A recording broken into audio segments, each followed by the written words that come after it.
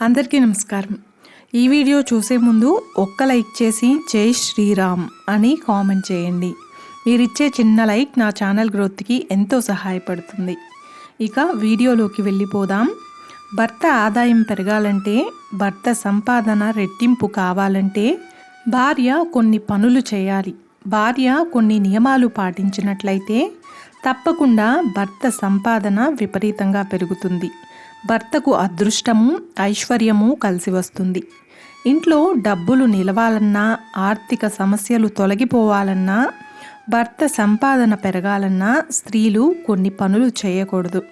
అవి మనకు తాళపత్ర నిధిలో చెప్పి ఉన్నారు. అయితే ఆ పనులేంటనేది ఈ వీడియోలో తెలుసుకుందాం. మొదటిగా, భర్త ఇంటి నుండి బయటకు వెళ్ళగానే భార్య ఒక ముహూర్త కాలం వరకు, ముహూర్త కాలము అంటే 40 నిమిషాలు అన్నమాట, 40 నిమిషాల పాటు బట్టలను ఉతకరాదు.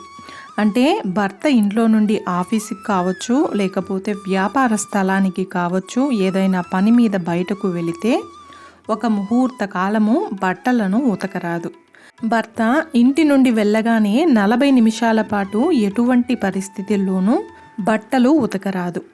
అదేవిధంగా భర్త ఇంట్లో నుండి బయలుదేరి ఆఫీసుకు కావచ్చు, వ్యాపార స్థలానికి కావచ్చు, ఇతర ఏ ముఖ్యమైన పనికైనా కావచ్చు, వెళ్ళిన తర్వాత ఇంట్లో ఉండే చెత్త ఊడవకూడదు. అలాగే తడిబట్ట పెట్టడం, ఇల్లు తుడవడం వంటివి కూడా 40 నిమిషాల పాటు చేయరాదు.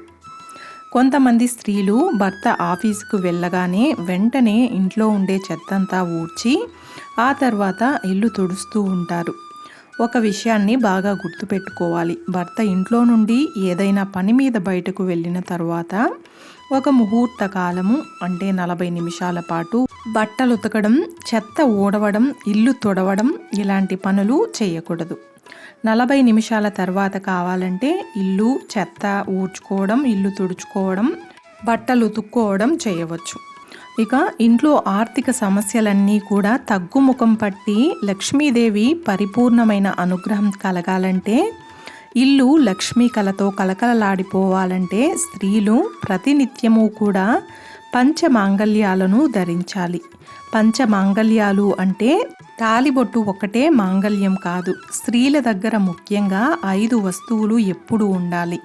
ఒకటి మాంగళ్యము, రెండవ వస్తువు కాలిమెట్టెలు, మూడవ వస్తువు పసుపు కుంకుమలు, నాలుగవది తలలో పువ్వులు, ఐదవది చేతి గాజులు. ఈ 5 వస్తువులను పంచమాంగళ్యాలు అని పిలుస్తారు. ముఖ్యంగా స్త్రీలు ప్రతినిత్యము కూడా చక్కగా పసుపు రాసుకోవాలి. ప్రతినిత్యము పసుపు రాసుకోవడం కుదరకపోయినా కనీసం శుక్ర మంగళవారాలలోనైనా పసుపు రాసుకోవడానికి ప్రయత్నించాలి. అలాగే నుదిటిన మాత్రమే కుంకుమ ధరిస్తే సరిపోదు, పాపిట్లో కూడా కాస్త కుంకుమ ధరించాలి.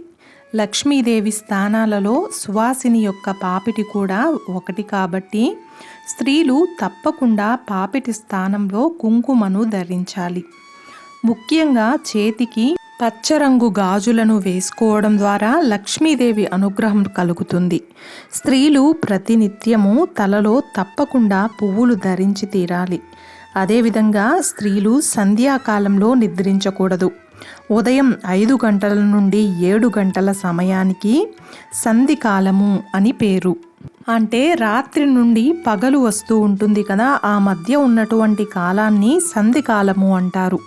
దాన్నే సంధ్యాకాలము అంటారు. పొరపాటున కూడా స్త్రీలు ఉదయం 5 గంటల నుండి 7 గంటల సమయం మధ్యన నిద్రించకూడదు. అదేవిధంగా సాయంకాలం కూడా 5 గంటల నుండి 7 గంటల సమయంలో నిద్రించకూడదు. ఎందుకంటే స్త్రీని గృహలక్ష్మి అని పిలుస్తారు. గృహలక్ష్మి పాటించేటటువంటి నియమాల ద్వారా ఆ గృహము లక్ష్మీ కళతో కలకలలాడిపోతూ ఉంటుంది. అసలు సంధ్యాకాలంలో ఎవ్వరూ కూడా నిద్రించకూడదు. పురుషులు కావచ్చు, స్త్రీలు కావచ్చు, చిన్నపిల్లలు కావచ్చు. పురాణ కాలంలో మన సనాతన ధర్మం ప్రకారము పొద్దున్నే 5 గంటలకు అందరూ నిద్రలేచి కాలకృత్యాలు తీర్చుకొని చక్కగా యోగా, వ్యాయామం, మెడిటేషన్ వంటివి చేసేటటువంటి వాళ్ళు.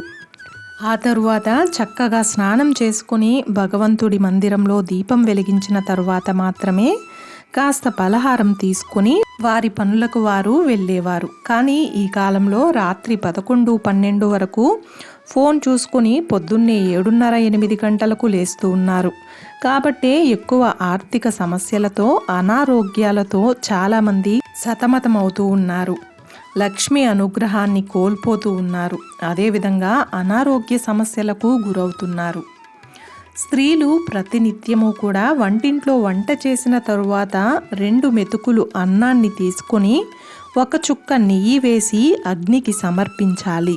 ముందుగా అగ్నికి సమర్పించిన తర్వాత అన్నాన్ని కుటుంబ సభ్యులందరూ తింటే అది అమృత తుల్యమవుతుంది. లక్ష్మీదేవి అనుగ్రహంతో పాటు యజ్ఞేశ్వరుడి అనుగ్రహం కూడా తప్పకుండా కలుగుతుంది. పంచభూతాలలో ఒకటైన అగ్ని యొక్క పరిపూర్ణమైన అనుగ్రహం కలుగుతుంది. ముఖ్యంగా ఉదర సంబంధిత సమస్యలు రావు. మనకు సకల శుభ ఫలితాలు కలుగుతాయి. అలాగే మంగళవారము, శుక్రవారము, ఆదివారము క్షవరము, కటింగ్ వంటివి చేసుకోకూడదు. అదేవిధంగా మంగళవారము, శుక్రవారము వంటి వారాలలో గోర్లు కత్తిరించకూడదు. ఒకసారి ధరించిన బట్టలు తరువాత మళ్ళీ ఆ వస్త్రాల్ని ధరించరాదు. ధరించినట్లయితే లక్ష్మి అనుగ్రహం కోల్పోతారు. కాబట్టి ఒకసారి కట్టి విడిచినటువంటి వస్త్రాన్ని మళ్ళీ ధరించకూడదు. ఆ వస్త్రాన్ని శుభ్రంగా ఉతికిన తరువాతే మళ్ళీ ధరించాలి. మహిళలు ప్రతి శుక్రవారము కూడా ఇంట్లో లక్ష్మీదేవిని పూజించి ఆరాధించడం వలన సంపూర్ణ లక్ష్మీ అనుగ్రహం కలుగుతుంది. ఎన్ని పనులు ఉన్నా సరే శుక్రవారం రోజు ఉదయము, సాయంత్రము లక్ష్మీదేవిని ఆరాధించి పూజించి చక్కగా దీపంలో ఆవు నెయ్యి కావచ్చు లేదా నువ్వుల నూనె కావచ్చు వేసి 3 ఒత్తులు వేసి దీపానికి గంధము, కుంకుమ, అక్షంతలని సమర్పించి దీపారాధన చేయాలి. అసలు దీపము అంటేనే సాక్షాత్తు లక్ష్మీదేవి. లక్ష్మీదేవికి ఎర్రని పువ్వులంటే చాలా ఇష్టము. మరువము, దవనము వంటి సువాసనలు వెదజల్లే పువ్వులంటే లక్ష్మీదేవికి చాలా ఇష్టము. ముఖ్యంగా దొరికితే కలువ పువ్వులు కావచ్చు, తామర పువ్వులు కావచ్చు, గులాబీ పువ్వులు కావచ్చు, మల్లె పువ్వులు కావచ్చు లక్ష్మీదేవికి సమర్పించి ఏదైనా పండ్లో ప్రసాదము నివేదన చేసిన తరువాత కనకదార స్తోత్రాన్ని చదివినట్లయితే లక్ష్మీ కటాక్షం తప్పక కలుగుతుంది. కనకదార స్తోత్రము ప్రతి శుక్రవారము చదివినట్లయితే కొద్ది రోజుల్లోనే ఇంట్లో అష్టైశ్వర్యాలు, సకల సంపదలు కలుగుతాయని సాక్షాత్తు ఆది శంకరాచార్యుల వారే చెప్పినట్లు మన పురాణాలు చెప్తున్నాయి. అదేవిధంగా కనకదార స్తోత్రం యొక్క ఫలశ్రుతిలోనే చెప్పబడింది. ఎవరైతే కనకదార స్తోత్రాన్ని ప్రతినిత్యము చదువుతారో వారు కుబేరుడితో సమానమైన సంపదను పొందగలరని. శుక్రవారం కనకదార స్తోత్రం చదివి చక్కగా అమ్మవారికి ఖర్జూర పళ్ళు నివేదన చేసి అమ్మవారిని ప్రార్థించడం వలన ఆయురారోగ్యాలను ప్రసాదించి సంపద రెట్టింపు అయ్యేటట్లు అనుగ్రహిస్తుంది లక్ష్మీదేవి. చూశారు కదండి, ఈ వీడియోలో మనం భర్త సంపాదన రెట్టింపు కావాలంటే భార్య చేయవలసిన పనులేంటో ఈ వీడియో ద్వారా తెలుసుకున్నాం కదా. ఈ వీడియో మీకు నచ్చినట్లయితే ఒక్క లైక్ చేసి నా ఛానల్ని సపోర్ట్ చేయండి. ఇంకా మరెన్నో ఇంట్రెస్టింగ్ వీడియోస్ కోసం నా ఛానల్ని సబ్స్క్రైబ్ చేయండి. అలాగే పక్కనే ఉన్న గంట సింబల్ని ప్రెస్ చేసినట్లయితే నా లేటెస్ట్ వీడియోస్ మీ వరకు వస్తాయి. Thanks for watching.